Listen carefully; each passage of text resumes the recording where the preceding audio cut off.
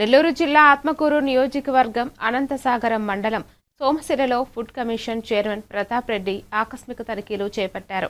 అంగన్వాడీ కేంద్రాలు, రేషన్ దుకాణం, ఉన్నత పాఠశాల, గురుకుల పాఠశాలను సందర్శించి పౌష్టిక ఆహారం, ప్రజా పంపిణీ వ్యవస్థ, మధ్యాహ్న భోజనం, వసతుల నాణ్యతను పరిశీలించారు. విద్యార్థులతో మాట్లాడిన ఆయన సేవలపై సంతృప్తి వ్యక్తం చేసి నాణ్యత ప్రమాణాలు పాటించాలని అధికారులకు సూచించారు. ఎందుకు ఆడ ఎలిమెంటరీ సెక్షన్ ఆ ఊరు మొదట్లో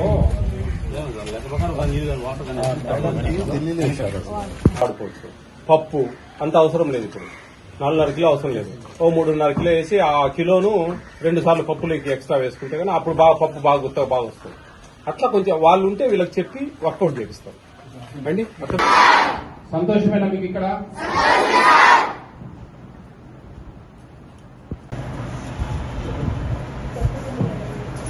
తీసేద్దాం.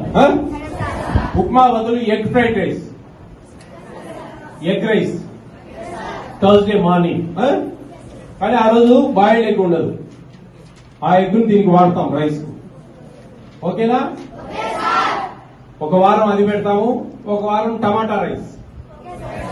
రెండిట్లో ఏది బాగుంటే అది కంటిన్యూ చేస్తాం మీరు చెప్తే కదా. రెండు బాగలేమంటే పాత చింతకాయ పచ్చడి ఏంటి కాబట్టి రెండింటిలో ఏదో సెలెక్ట్ చేసుకోండి. ఓకేనా?